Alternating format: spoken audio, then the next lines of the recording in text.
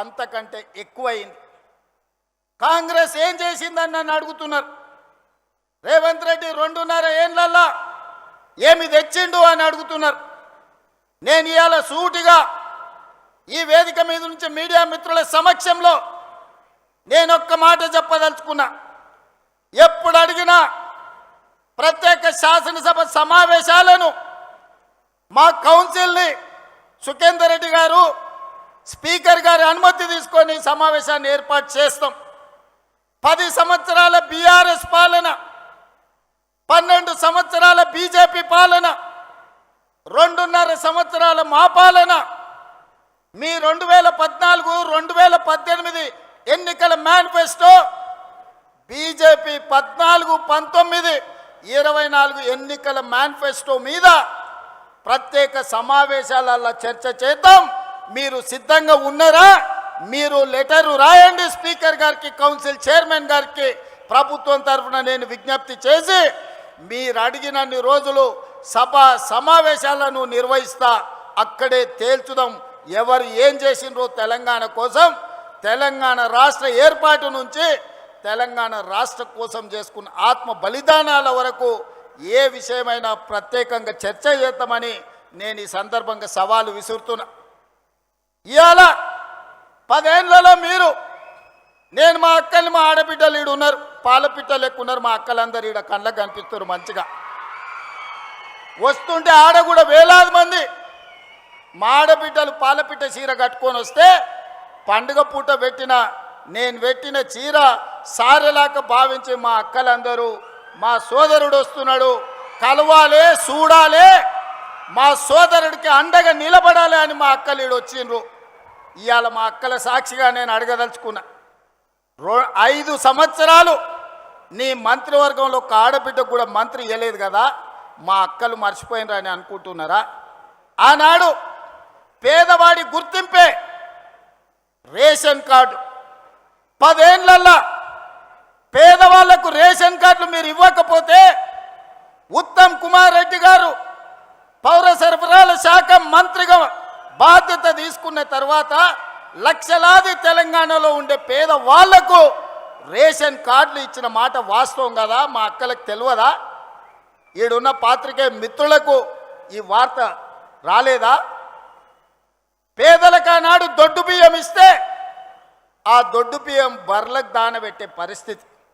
ఎప్పుడన్నా సంటి పిల్లలకు బుక్కెడు బువ్వ మా అక్కలు వండిపెట్టారు ఆ దొడ్డు బియ్యం అని నేను అడుగుతున్నా.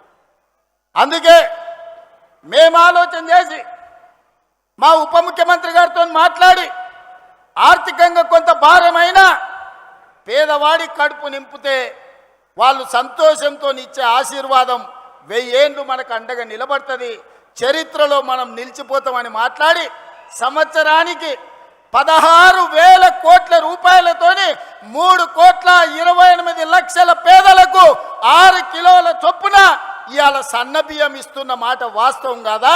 మా అక్కలు ఇక్కడ ఉన్నారు కదా, వాళ్ళు వండి సంటి పిల్లలకు బుక్కెడు పువ్వ సన్న బియ్యం పెడుతున్న మాట వాస్తవం కాదా? ఇవాళ ఫామ్ హౌస్లో వండుకున్న కేసీఆర్ ఏ సన్న బియ్యం తింటుండో, జన్వాడలో ఉన్న ఆయన కొడుకు ఏ సన్న బియ్యం తింటుండో, మా తండాలలో గూడాలలో ఉన్న మా దళితులు, మా ఆదివాసీలు, మా లంబాడి సోదరులు ఆ సన్న బియ్యంతో ఇవాళ బుక్కెడు బువ్వ తింటురు కదా. ఒకవేళ ఏదైనా వాళ్ళ తండ్రి కొడుకులకు అనుమానం ఉంటే మా శంకర్ నాయక్ ఈయనే ఉన్నట్టు చెప్తా, ఓ తండాల పోయి ఏదైనా గుడిసెల వాళ్ళ మా లంబాడి సోదరుల దగ్గర బువ్వ తిని వస్తే తెలుస్తుంది సన్న బియ్యం. ఇదేనా? రేషన్ కార్డే కాదు, సన్న బియ్యమే కాదు, పేదవాడి ఆత్మ గౌరవమే ఇందిరమ్మ ఇల్లు. ఈనాడు 4.5 లక్షల ఇందిరమ్మ ఇల్లు పేదవాళ్ళకిచ్చి ప్రతి నియోజకవర్గంలో 3,500 ఇల్లు వచ్చిన వాడికి 5 లక్షల రూపాయలు ఉచితంగా ఇస్తే ఈనాడు పేదలు ఇల్లు కట్టుకుంటుంటే మీ కళ్ళు గుట్టి ఈరోజు మీ కడుపంతా మసిమసి అవుతుంది. మీరు 1000 ఎకరాలలో గజ్వేల్లో ఫామ్ హౌస్ కట్టుకోవచ్చు, 100 ఎకరాలలో కొడుకు జన్వాడలో ఫామ్ హౌస్ కట్టుకోవచ్చు, అల్లుడు మొయినాబాద్లో 50 ఎకరాలలో ఫామ్ హౌస్ కట్టుకోవచ్చు, శంకర్పల్లిలో బిడ్డ 25 ఎకరాలలో ఫామ్ హౌస్ కట్టుకోవచ్చు. మీరు మాత్రం ఎకరాల కొద్దీ వందల కోట్లు పెట్టి ఫామ్ హౌజులు కట్టుకోవచ్చు. ఈ పేదోడికి 5 లక్షల రూపాయలు ఇందిరమ్మ ఇల్లు ఇస్తే మీ కడుపు మంట ఏందని నేను అడుగుతున్నా. నిజంగానే మీరు ఆనాడు ధనిక రాష్ట్రం ఉన్నప్పుడు పేదోళ్ళకి ఇల్లు ఇచ్చుంటే సంవత్సరానికి 2 లక్షల ఇండ్లు కట్టినా 10 ఏళ్లలో 20 లక్షల పేదోళ్ళు ఇంటి వాళ్ళు అయ్యేటోళ్ళు, ఆత్మగౌరవంతో బతికేటోళ్ళు. ఒక్క రోజైనా పేదోడికి ఇల్లు ఇవ్వాలన్న సోయి మీకున్నదా? మీ భవంతులు, మీ బంగళాలు, మీ గడీలు, మీ ఫామ్ హౌజుల గురించే మీరు కలలు కన్నారు తప్ప పేదోడి కలల సాకారం ఇందిరమ్మ ఇల్లు ఇవ్వాలని ఎన్నడన్నా తండ్రి కొడుకు అల్లుడికి ఆలోచన వచ్చిందా? ఆ పేదవాడి ఇంట్లో రైతులకు 24 గంటల ఉచిత కరెంట్ ఇస్తే భూమి ఉన్నోళ్ళకే లాభం. మరి భూమి లేని నిరుపేదలు మున్సిపాలిటీలలో, పట్టణాలలో, హైదరాబాదు నగరంలో జీవించే పేదలకు ఏం ప్రయోజనమని పాదయాత్రలో అడిగితే 200 యూనిట్లు ఉచితంగా ఇవ్వాల. పేదోళ్ళ ఇళ్ళల్లో కరెంటు వెలుగుతలేదా? వాళ్ళ కళ్ళల్లో ఆనందం మీకు కనిపిస్తలేదా అని నేను అడుగుతున్నా. వంట వండడానికి 500 రూపాయలకే ఈరోజు సిలిండర్ ఇస్తుంటే మా అక్కలు సంతోషపడతలేరా అని నేను అడుగుతున్నా.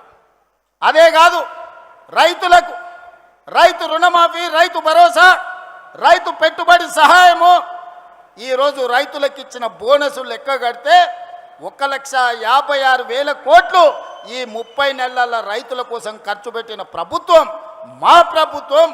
వ్యవసాయం దండుగా కాదు, వ్యవసాయాన్ని పండుగ చేస్తాం, రైతుల కళ్ళల్లో ఆనందం చూస్తాం. ఇంతకుముందే మిత్రులు ఉత్తమ్ కుమార్ రెడ్డి గారు చెప్పారు, దేశంలోనే తెలంగాణ నెంబరు వరి ధాన్యం పండిస్తే అందులో నల్గొండ మొదటి స్థానంలో ఉందని ఇప్పుడే మా సోదరుడు చెప్పిండు. ఇది మా నిబద్ధత, ఇది మా రికార్డ్. ఈనాడు రైతుల కోసం మేము చెయ్యంది ఏమైనా ఉందా? కేంద్ర ప్రభుత్వం ఎన్నిసార్లు తిప్పినా నేను, తుమ్మల గారు, అదేవిధంగా ఉత్తమ్ గారు పోయి యూరియా తెచ్చి ఈరోజు రైతుల కష్టాలు తీర్చే ప్రయత్నం చేసి, వానలు వచ్చినా ఇక్కడ కార్మికులు వలస బీహార్కు పోయినా, బెంగాల్కు పోయినా వరి కొనుగోలులో నానా తిప్పలు పడి 80 లక్షల మెట్రిక్ టన్నులు ఇవాళ వరి ధాన్యాన్ని సేకరించి దేశంలోనే రికార్డు ఈరోజు సృష్టించినాం. కాళేశ్వరం నుంచి చుక్క నీరు రాకపోయినా ఒక్క సంవత్సరంలో 2,88,000 మెట్రిక్ టన్నుల వరి ధాన్యాన్ని ఉత్పత్తి చేసి దేశంలోనే నెంబర్ 1